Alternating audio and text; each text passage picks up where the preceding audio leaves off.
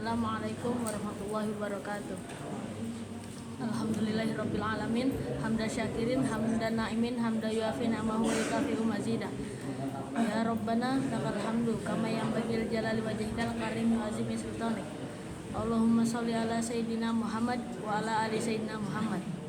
Puja dan puji syukur kita aturkan kepada Allah Subhanahu wa taala yang telah melimpahkan nikmatnya sehingga saya dapat mengikuti ujian praktek akhlak mafudat. Dan salawat serta salam kita panjatkan kepada baginda agung Nabi Muhammad SAW yang telah membawa kita dari zaman jahiliyah menuju zaman terang benderang ini. Pertama-tama, izinkan saya perkenalkan diri. Saya Fadlili Ahmad dari kelas 9A yang akan berpidato tentang al-ilmu nurun, yang artinya ilmu itu cahaya. Dari makalahnya seharusnya paham bahwa ilmu itu cahaya. Pikirkan saja bagaimana jika kita tidak berilmu. Tentu akan kesusahan dalam berbagai hal.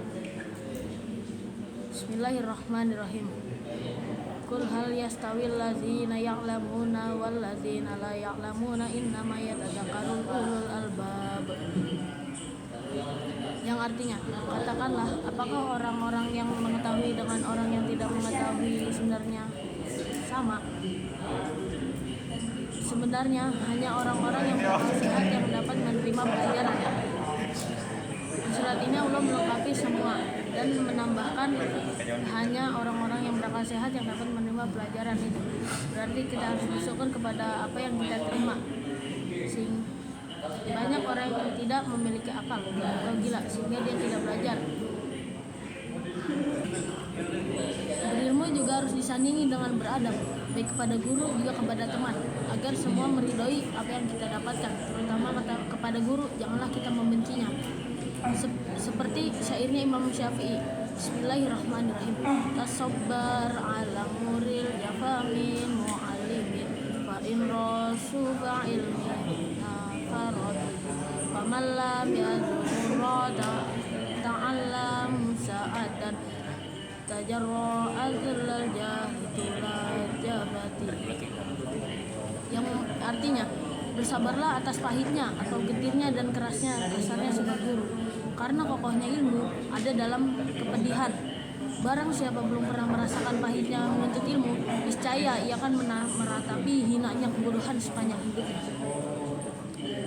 Dari syair di atas, Imam Syafi'i berseru agar janganlah meraih marah pada guru yang bersifat kasar atau keras, karena guru yang bersifat kasar atau keras ingin memiliki anak muridnya menjadi sukses bagi bangsa dan usaha. Apalagi bagi orang yang rela menempuh ratusan kilo hanya demi ilmu, ia sangat diberi kemudahan dalam mencarinya, seperti hadis Nabi SAW. Bismillahirrahmanirrahim. Man salaka tariqan yaltamisu fihi ilma sahallallahu lahu bihi tariqan ilal jannah. Barang siapa melakukan jalan mencari ilmu, Allah akan memberikan kemudahan baginya dengan perjalanan mencari ilmu dan dimudahkan jalannya menuju surga. Bukan hanya itu istimewanya orang yang menuntut ilmu. Allah juga berfirman dalam surat Al-Mujadalah ayat 11. Yarfa'illahu alladhina amanu minkum walladhina utul ilma darajat, yang artinya niscaya Allah akan mengangkat derajat orang yang beriman di antara kamu dan orang-orang yang berilmu beberapa derajat. Sudah dapat pahala, dimudahkan perjalanan ke surga dan diangkat derajat. Enak sekali jadi pelajar. Uang hanya tinggal meminta dan kita hanya dituntut untuk belajar. Sungguh ilmu itu memang sangat penting, baik untuk diri sendiri dan juga orang yang membutuhkannya. Imam Syafi'i pun membuat syair lagi. Ta'allam falaisal mar'u yuladu aliman walaisal akhu ilmi kaman huwa jahilun wa in kabirul qawmi la ilma indahu sagirun idza tafadal jahafil wa in sagirul qawmi kana aliman kabirun idza rudal bilahi mahafil, yang artinya belajarlah, tidak ada orang yang dilahirkan pandai dan tidak ada orang yang berilmu seperti orang bodoh, dan sesungguhnya pemimpin kaum tidak berilmu akan menjadi orang kecil saat berkumpul di sekeliling orang banyak, dan orang biasa di kaum tetapi berilmu akan menjadi orang besar ketika berkumpul. sangat besar pengaruh ilmu kepada diri kita.